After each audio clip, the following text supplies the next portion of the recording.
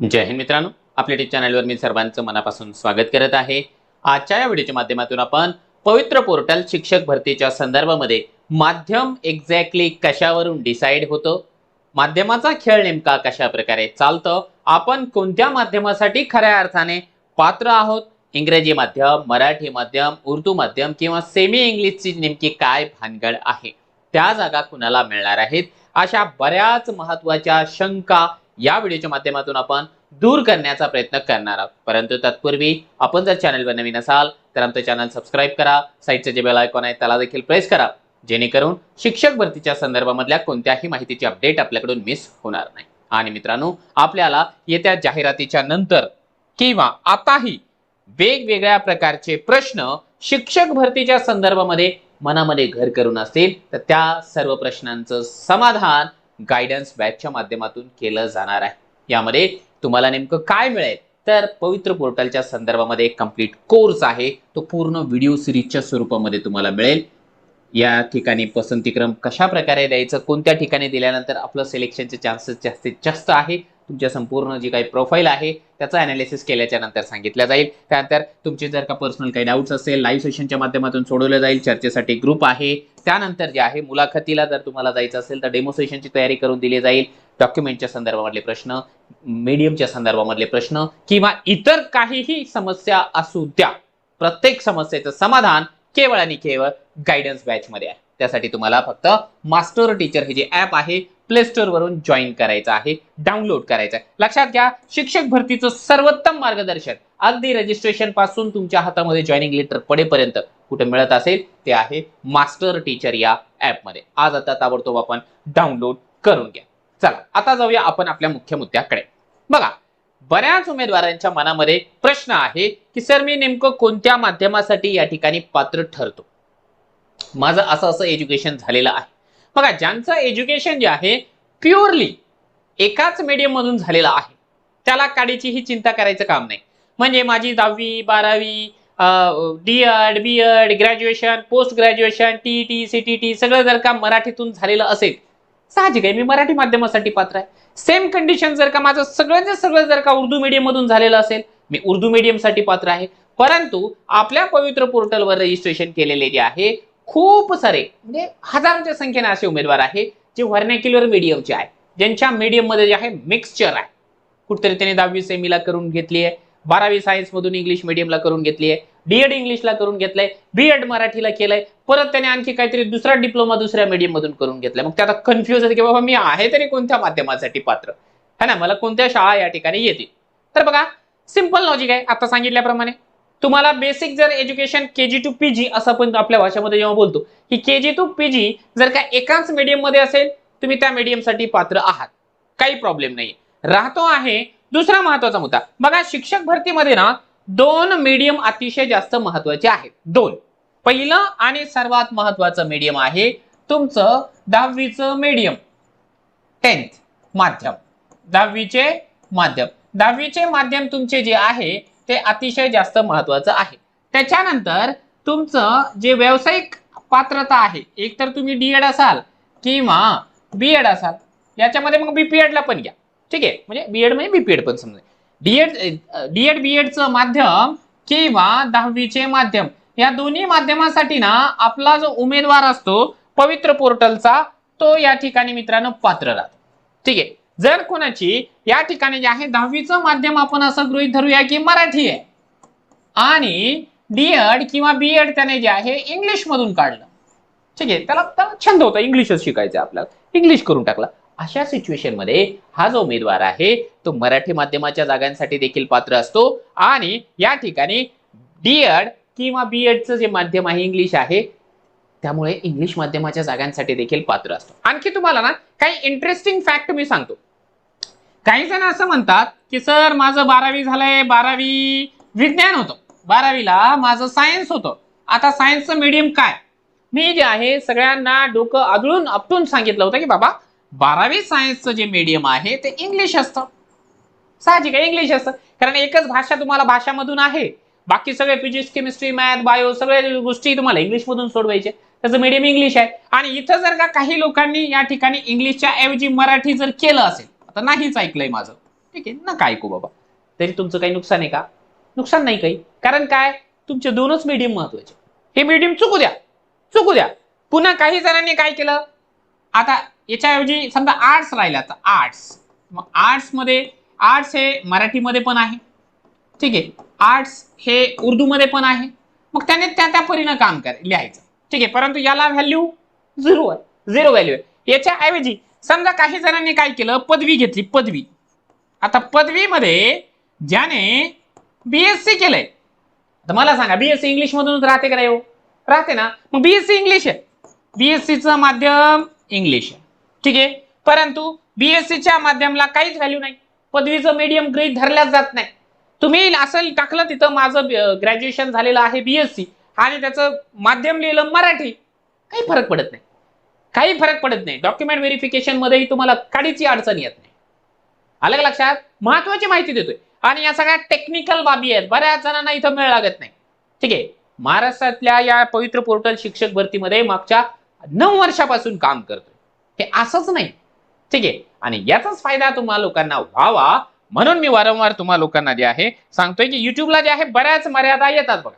युट्यूबला मर्यादा येतात, ती प्रत्येकापर्यंत पोहोचणं जरासं कठीण काम जातं. आपल्या जर का काही वेगळ्या आणखी समस्या असेल, मार्क तर आपण घेतलेले आहेत, पण यार ठीक आहे आपल्याला या ठिकाणी जॉईन व्हायचंय कोणत्याही परिस्थितीमध्ये, कारण आता माझं वय एवढं नाहीये की मला जे आहे आणखी या ठिकाणी काही वर्ष थांबावं लागू शकतं. जर असं असेल गायडन्स बॅच जॉईन करा, याच्यामध्ये तुमच्या ज्या काही शंका आहेत त्या विचारा, आपण सल्ला मसलत करूया, चर्चा करूया आणि तुम्हाला योग्य ते गायडन्स देण्याचा प्रयत्न करूया. मास्टर टीचर ऍप वरती उपलब्ध आहे, ठीक आहे. समजा आता पदवीमध्ये ना तुमचं बीए टाकून द्या. आता बीएचं माध्यम तुमचं मराठी राहील, ठीक आहे, बीएचं माध्यम मराठी राहील. उर्दूवाल्यांचं उर्दू राहील, ठीक आहे, उर्दूलाही काही प्रॉब्लेम नाही, उर्दूवाल्यांचं उर्दू राहील. आता काही जणांचं असं आहे की बीए मी इंग्लिश मध्ये केलाय, बीएचं स्पेशल सब्जेक्ट माझा होता इंग्लिश, आता मी माध्यम काय टाकू? इंग्लिश जर विषय असेल तर त्याचं माध्यम इंग्लिशच राहील की, इंग्लिश राहील का नाही? इंग्लिश, ठीक आहे, इंग्लिश राहील. आता इथं काही चुकलंय का? काही चुकलं नाही. आता समजा तुम्ही असं लिहून टाकलं की मी बीए इंग्लिश मध्ये केलंय आणि त्याचं माध्यम मराठी आहे, हास्यास्पद आहे. काही जणांनी केलंय, मी प्रत्यक्षामध्ये जे आहे पाहतोय बऱ्याच जणांचे सेल्फ सर्टिफायची कॉपी. मग आता फॉर्म चुकलाय का? नाही चुकलाय, चुकलाय मुळात तो, पण मायनर मिस्टेक. ही ना चूक अशी आहे दुर्लक्ष करण्यासारखी. कारण काय? कारण आपल्या याच्या माध्यमाचा ना काडीचा फरक पडत नाही. आपल्याला इकडचं माध्यम चुकता कामा नाही, अजिबात चुकता कामा नाही. अलग लक्षात. आणखी तुम्हाला एक ना डॉक्युमेंट व्हेरिफिकेशनच्या वेळेस ना बरेच जण या ठिकाणी बाद होणार आहेत. माझा हा शब्द आहे, हा तो कधीच चुकीचा ठरत नाही, एका कारणामुळे. बीएडचं मीडियम बऱ्याच जणांना जे आहे शिक्षक भरतीच्या निवड यादीमधून डिस्क्वालिफाय करणार आहे. भीती नाही घालत आहे, पण रियालिटी तुम्हाला सांगतो. कारण काय आहे, बीएड बरेचसे कॉलेजेस आहेत महाराष्ट्रामध्ये, बरेचसे असे कॉलेजेस आहे की ज्यांना मंजुरी आहे मराठी माध्यमाची. आलं का लक्षात? बीएडचं मीडियम ते कॉलेजचं मीडियम आहे मराठी, आणि ज्या कॉलेजला मराठी कॉलेजमध्ये आपल्या मुलांनी ऍडमिशन घेतलंय, ज्यांना मराठी थोडीशी डिफिकल्ट जाते, म्हणजे की नॉन मराठी भाषिक मुलं आहेत, त्यांना वाटले की यार सर मला इंग्रजी थोडीशी सोपी जाते. मग या कॉलेजवाल्यांनी काय केलंय, बऱ्याच ठिकाणी जे आहे त्यांना अलाउ केलंय इंग्लिश मधून उत्तर लिहिण्यासाठी, इंग्लिश मधून तुमचे जे काही प्रॅक्टिकल वर्क्स आहेत ते करण्यासाठी. तिथे तुम्हाला जे आहे मीडियम ऑफ इन्स्ट्रक्शन तुमच्या हॉल तिकीटवर लिहून येतंय, मीडियम ऑफ इन्स्ट्रक्शन इंग्लिश. आता त्यांनी एक्झाम दिली, त्यांनी इंग्लिश मधून प्रॅक्टिकल दिलंय. आता त्यांनी काय केलं, पवित्र पोर्टलवर रजिस्ट्रेशन करत असताना त्याला वाटलं की बाबा मी इंग्लिश मध्येच उत्तर लिहिलंय, त्या कॉलेजचं मीडियम मराठी आहे, आणि यांनी जे आहे पवित्र पोर्टलवर रजिस्ट्रेशन करत असताना इंग्लिश मीडियम असं लिहून टाकलंय. चुकलंय, लक्षात घ्या, चुकलेलं आहे. या कारणामुळे बरेच उमेदवार स्पर्धेच्या बाहेर जाणार. आणि हा मुद्दा मी आज नाही उपस्थित केलाय, ज्यावेळेस पवित्र पोर्टलला सेल्फ सर्टिफाय करण्यासाठी तारीख होती, प्रोग्राम सुरू होता, त्यावेळेस मी डोकं पादळून सांगितलंय की बाबा या चुका करू नका. आता काय होतं, मागच्या भरतीमधलं एक उदाहरण तुम्हाला सांगतो. 2022च्या भरतीमध्ये काही उमेदवारांनी असंच केलं. असं केल्याच्या नंतर डॉक्युमेंट व्हेरिफिकेशनला ते गेले. आता हे असं का होतं माहिती का? कारण बीएडच्या रिझल्ट वरती तुमचं माध्यम मेन्शन नाही, तुमचं माध्यम मेन्शन नाहीये, माध्यमच नाहीये त्याच्यावर, ठीक आहे. काही जण ज्यांच्या बीएडच्या रिझल्टवर माध्यम मेन्शन आहे त्यांना काही काडीचा प्रॉब्लेम नाही. हे कोणासाठी सांगतो समजून घ्या, म्हणजे थोडं चुकीचं अर्थ घेत जाऊ नका. कधी कधी होतं माझ्याकडून एखाद्या वेळेस बोलण्याच्या ओघामध्ये ना एखादी लाईन अशी जात असेल, पण मी परत त्या गोष्टी कव्हर अप करून घेतो. बघा, ज्यांच्या बीएडच्या रिझल्ट वरती माध्यम क्लिअर मेन्शन आहे त्याला काडीची चिंता नाही, काही प्रॉब्लेम नाही त्यांना. परंतु ज्यांच्या बीएडच्या रिझल्ट वरती माध्यम मेन्शन नाही त्यांनी ते व्हेरीफाय करायचं. आपल्या कॉलेजकडून या ठिकाणी जे आहे समजून घ्यायचं, लिहून घ्यायचं की माझा मीडियम हे आहे. जेव्हा मी तुम्हाला उदाहरण सांगतोय, काही उमेदवारांनी असं केलं 2022च्या भरतीमध्ये, डॉक्युमेंट व्हेरिफिकेशनला ज्यावेळेस गेले त्यावेळेस डॉक्युमेंट व्हेरीफाय करत असताना नियुक्ती प्राधिकाऱ्याने त्याला सांगितलं की बाबा तुझं मीडियम जे आहे बीएडचं इंग्लिश आहे, हे कुठेही लिहिलेलं दिसत नाही, मला प्रूफ करून दाखव. प्रूफ कसं करणार? त्याला म्हटले ठीक आहे, आठवड्याभराचं टायमिंग तुम्हाला देतो, तुम्ही एखादा कागद आम्हाला आणून द्या की बाबा माझं मीडियम इंग्लिश आहे. ते उमेदवार गेले आपल्या कॉलेजकडे. ठीक आहे, त्यांनी मला फोन केला, मी त्यांना सांगितलं की तुम्ही कॉलेजकडे जा, कॉलेजवाल्यांनी जर तुम्हाला लिहून दिलं की यांचं मीडियम इंग्लिश आहे, प्रॉब्लेम सॉर्ट आउट झाला. ते ज्यावेळेस कॉलेजमध्ये गेले ना तर कॉलेजवाल्यांनी हँड्सअप केलं. कॉलेजवाल्यांनी सांगितलं बाबा आपल्या कॉलेजची मंजुरी मराठी माध्यमाची आहे, आम्ही तुम्हाला अलाउ केलंय, आम्ही तुम्हाला सवलत दिली इंग्लिशमध्ये लिहिण्यासाठी, तुम्ही माध्यम कशाला टाकून दिलाय? आणि अशा कंडिशन मध्ये ते उमेदवार स्पर्धेच्या बाहेर फेकले गेले, ते डिस्क्वालिफाय झालेले आहेत. आता असं चेक करून घ्या, बीएडचं मीडियम अतिशय जास्त महत्वाचं आहे, कारण या दोनच बाबी महत्वाच्या आहेत ना मीडियमच्या संदर्भामध्ये. बाकीचं तर आपल्याला देणं घेणंच नाही. ठीक आहे, यांचे मीडियम चुकले तरी चालतं, काही प्रॉब्लेम नाही, चालू द्या. व्हिडिओ मोठा होतोय का? होऊ द्या, महत्वाची माहिती आहे, आता मी तरी त्याला काय करणार आहे, व्हिडिओ मोठाच होणार आहे. आता ना एक शासन निर्णय सेमी इंग्लिशच्या संदर्भामध्ये, सेमी इंग्रजी हा एक महत्वाचा मुद्दा आहे. सेमी इंग्रजी, कारण बऱ्याच जणांना या ठिकाणी जे आहे कन्फ्युजन आहे. या संदर्भामध्ये जो शासन निर्णय आहे मित्रांनो, त्याचा अनालिसिस आपण करूया अगोदर, मग परत आणखी ना काही गोष्टी आपल्याला या ठिकाणी लक्षात येऊन जातील. बघा, शालेय शिक्षण व क्रीडा विभागाचा 20 जानेवारी 2026 चा शासन निर्णय आहे. बघा, अशा चुका होऊ नये म्हणूनच सांगत असतो ना की योग्य तो मार्गदर्शक जर का आपल्या सोबत असेल ना, आपल्याला बिनधास्त पद्धतीने जे आहे पसंतीक्रम देता येतील, आपले जे काही डिसिजन्स आहेत ते घेता येतील.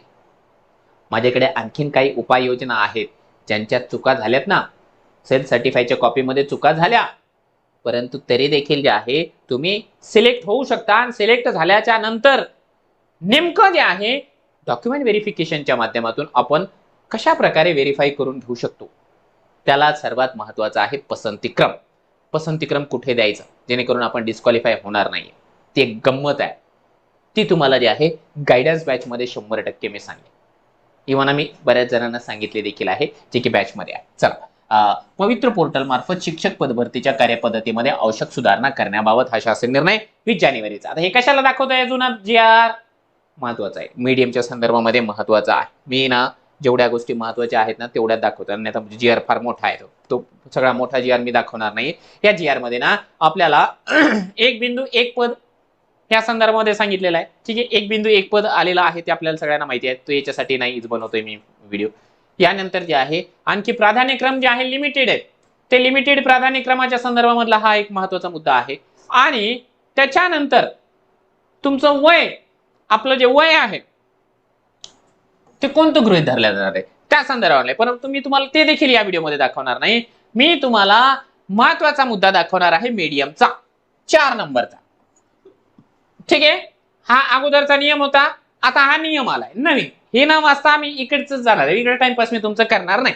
यामध्ये काय सांगितलंय बघा, बालकांचा मोफत व सक्तीच्या शिक्षणाचा अधिकार अधिनियम 2009 मधील तरतुदीनुसार प्राथमिक शिक्षकांसाठी 1ली ते 8वी शिक्षकांची शैक्षणिक व व्यावसायिक अर्हता व शिक्षक पात्रता परीक्षा अनिवार्य करण्याबाबत निर्गमित करण्यात आलेला शासन निर्णय शालेय शिक्षण आणि क्रीडा विभागाचा जो आहे 13 फेब्रुवारी 2013, जो की टीईटीचा शासन निर्णय आहे, त्यानुसार जी शैक्षणिक आणि व्यावसायिक अर्हता आहे ती तर आपल्याला लागणार आहे, म्हणजे डीएड असावं किंवा ग्रॅज्युएशन असावं किंवा बीएड असावं, त्या गोष्टी आहेतच आहे. आता इथे येतोय मीडियमचा प्रश्न. कुठे आहे? हा बघा, 1ली ते 5वी, 6वी ते 8वी, 9वी 10वी या गटासाठी त्या माध्यमांच्या शाळांकरिता शिक्षक उपलब्ध करून देताना व्यावसायिक अर्हता इंग्रजी माध्यमांसह त्या शाळांचे माध्यम जसे की मराठी, उर्दू, कन्नड इत्यादी विचारात घेऊन उमेदवारांनी शालांत परीक्षा ज्या माध्यमातून उत्तीर्ण केली आहे त्या माध्यमाच्या शाळेसाठी त्याची उमेदवारी विचारात घेण्यात यावी. म्हणजे काय आहे, 10वीचं माध्यम. शालांत परीक्षा सांगितली ना त्याने.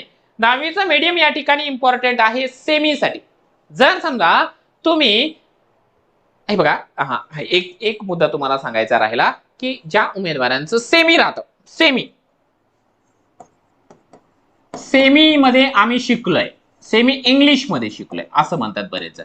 आता बघा, पवित्र पोर्टल जे आहे सेमी इंग्लिश नावाचं कोणतंही मीडियम मानत नाही, मीडियमच मानत नाही.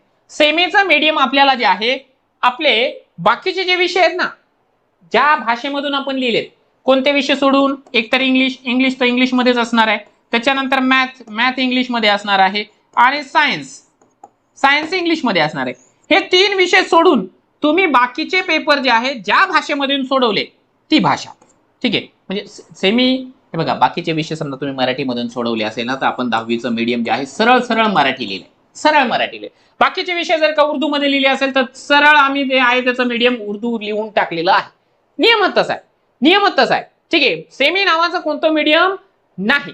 मग अशा कंडिशन मध्ये जे आहे, आता एक शाळा अशी आहे की ज्या शाळेमध्ये जे आहे सेमी मराठी आहे, मराठी माध्यमाची शाळा आहे, मराठी माध्यमाची, आणि त्या ठिकाणी जे आहे सेमीचा वर्ग आहे. आता या सेमीच्या वर्गावर एका उमेदवाराची या ठिकाणी निवड करायची असेल तर मग ज्या उमेदवाराचं जे आहे ऍटलिस्ट 10वी जे आहे मराठीमधून आहे, आणि बाकी त्याचं डीएड किंवा बीएड जे आहे ते इंग्लिश मधून आहे, अशा उमेदवाराला या ठिकाणी जे आहे पसंतीक्रम देता येणार आहे. इवाना पवित्र पोर्टल ऑटोमॅटिकली तुम्हाला त्याचे प्राधान्यक्रम दाखवणार आहे. लक्षात आलंय सेमीचा घोळ. हा, समजा आता याच्या ऐवजी ज्या उमेदवाराचं जे आहे इथे उर्दू राहिलं, उर्दू, ठीक आहे, त्याला जे आहे उर्दू सेमीच्या जागा दाखवल्या जाणार आहे. म्हणजे आता आता यावेळेस जे आहे ना, उर्दू मीडियम मध्ये मराठी, मराठीमध्ये उर्दू उमेदवार असं होणार नाही, ठीक आहे. तो मागच्या वेळेचा जो काही घोटाळा होता ना, गोंधळ होता ना, तो आता गोंधळ यावेळेस राहणार नाही. हा शासन निर्णय लक्षात येतोय. मीडियमचा उल्लेख आला म्हणून या सगळ्याच बाबी तुम्हाला मी या ठिकाणी सांगतो. आता दुसरी गोष्ट तुम्हाला सांगतो या ठिकाणी. बघा, इयत्ता 1ली ते 5वी या गटासाठी सेमी इंग्रजी विषयांकरिता व्यावसायिक अर्हता इंग्रजी माध्यमातून पूर्ण करण्याची अर्हता निश्चित करण्यात आली आहे. त्या त्या सामाजिक प्रवर्गासाठी असे उमेदवार उपलब्ध न झाल्यास अशा रिक्त राहणाऱ्या पदांसाठी नव्याने जाहिराती देऊन या उमेदवारांसह ज्या उमेदवारांची व्यावसायिक अर्हता इंग्रजी माध्यमातून पूर्ण केली नाही, मात्र 12वी विज्ञान किंवा BA किंवा MA इंग्रजी किंवा BSc MSc अशी अर्हता धारण केली आहे, अशा उमेदवारांना पात्र समजण्यास मुभा देण्यात येत आहे. म्हणजे आता यामध्ये काय सांगितलंय, जे प्युअरवाले उमेदवार जर नाही मिळाले तर मग त्यांच्या जागेवरती जे आहे हे अशा प्रकारे व्हर्नाक्युलर मीडियमच्या उमेदवारांना या ठिकाणी संधी देण्यात येईल. म्हणजे एक प्रकारे जर का ना बी फ्रँक जर का सांगायचा प्रयत्न केला तर जे प्युअर इंग्लिश मीडियम वाले उमेदवार आहेत ते प्युअर इंग्लिश मीडियम वाल्या उमेदवारांसोबत ना या GR मध्ये अन्याय झालेला आहे. कारण काय आहे तुमच्या लक्षात आलंय का? कारण त्यांची जर का शैक्षणिक पात्रता बघितली, आपण असं सांगू शकतो की त्यांचं KG to PG जे आहे त्यांचं शिक्षण इंग्लिश मधून झालंय, परंतु त्यांना सेमी इंग्लिशच्या शाळेवरती अलाउ केलेलं नाहीये. जिथे प्युअर इंग्लिश मीडियमच्या जागा आहे त्याच ठिकाणी त्यांना पसंतीक्रम देता येणार आहे. ठीक आहे, हा एक मुद्दा लक्षात आलाय. हा, तो एक थोडासा अन्यायकारक नियम आहे. कदाचित त्याच्यामध्ये किंचितसा काही बदल होऊ देखील शकतं, कारण जोपर्यंत जाहिरात येत नाही तोपर्यंत जे आहे नवीन नवीन GR, नवीन नवीन नियमावली आपल्याला पाहायला मिळतच आहे. आणि आणखीन काहीतरी नवीन पाहायला मिळालं ना तर आपल्याला अजिबात आश्चर्य व्यक्त करण्यासारखं त्याच्यामध्ये नसणार आहे. दुसरी एक महत्वाची कन्सेप्ट ना तुम्हा लोकांची या ठिकाणी दूर करून देतो. TETचं मीडियम याला काहीही व्हॅल्यू नाही. ठीक आहे, व्हिडिओ मोठा झालाय, होऊ द्या. आता TETच्या माध्यमाला काहीच व्हॅल्यू नाही, काही व्हॅल्यू नाही. इंग्लिश मधून करा, हिंदी मधून करा, मराठी मधून पास करा, काही नाही. कारण हे काय आहे माहिती का, ही फक्त आपल्यासाठी पात्रता परीक्षा आहे. हे मी नाही बोलत आहे, हे सुप्रीम कोर्टानं सांगितलेलं आहे. TET फक्त पात्रता परीक्षा आहे. आणखी एक सर्वात मोठा गोंधळ आहे, बऱ्याच जणांना लक्षातच येत नाहीये. ज्यावेळेस आपण BEd करतोय, ठीक आहे, आपण करतो बीएड करत असताना याची आपल्याला मेथड चूज करावी लागते, मेथड. ठीक आहे, आता BEd ला कोणतीही मेथड असू द्या, BEdच्या मेथडचा आणि तुमच्या सिलेक्शनचा काडीचा संबंध नाहीये, कोणत्याही शासन निर्णयामध्ये लिहिलेलं नाही. ठीक आहे, हा, कोणत्याही शासन निर्णयामध्ये लिहिलेलं नाहीये. कोणतीही मेथड असू द्या चालतं. काही काही जणांचा असा समज आहे की सर मी बीए केलेलं आहे, ठीक आहे, मी बीए केलंय आणि मी बीएडची मेथड ना मॅथ सायन्स होती, माझी मॅथ सायन्स होती, मग आता मी मॅथ सायन्सला पात्र आहे का? आता मला हसायला येतं ना, या लोकांवर हसायला येईल का नाही? बाबू तुझ्या बीएडच्या मेथडचा संबंधच येत नाहीये. बीएड संपलं ना, संपलं. फक्त ते काय आहे, प्रोफेशनल क्वालिफिकेशन संपलं. त्याचं मीडियम महत्वाचं आहे, त्याची मेथड महत्वाची नाही. ठीक आहे, काही महत्वाच्या गोष्टी मला असं वाटतं एवढ्या गोष्टी आवश्यक होत्या तेवढ्या मी तुमच्यापर्यंत पोहोचवलेल्या आहे. आणखीन तुमचे काही प्रश्न असतील, मान्य आहे, तर मला माझ्या अँगलला जेवढे महत्वाचे वाटले की एवढ्या गोष्टी आपल्या उमेदवारांपर्यंत पोहोचवणे महत्वाचं आहे. यदा कदाचित कोणाचे काही आणखी डाऊट्स असेल, काही आणखी कॉम्प्लिकेशन्स क्रिएट झालेले असतील, आणखीन मी सांगितल्याच्या नंतर काही जणांच्या मनामध्ये काहीशी भीती निर्माण झालेली असेल, त्यांनी देखील ना काय करू शकता, व्हिडिओच्या खाली कमेंट बॉक्समध्ये कमेंट करू शकता. मी ज्या गोष्टी सांगितल्या त्या तुम्हाला कशा वाटल्या त्या संदर्भामध्ये देखील आपण आपल्या प्रतिक्रिया व्यक्त करा. आणखीन जर का तुम्हाला बऱ्याचशा समस्या आहेत सिलेक्शनसाठी जे आहे, तुम्हाला खऱ्याच अर्थानं मार्गदर्शनाची गरज आहे, तर आपण मार्गदर्शनासाठी या ठिकाणी जे आहे गायडन्स बॅच स्टार्ट केलेली आहे. याचा लाभ आपण घेऊ शकता. अगदी आपण मोबाईलचं रिचार्ज त्या पद्धतीने करतो त्याच्यापेक्षाही कमी फीस आहे या ठिकाणी. आपण बिंदास पद्धतीने जॉईन करा. तुमच्या सगळ्या शंका कुशंका ज्या आहेत दूर करूनच आपण या ठिकाणी पसंती क्रमापासून ते जॉईनिंग पर्यंत तुमच्या सोबत असणार.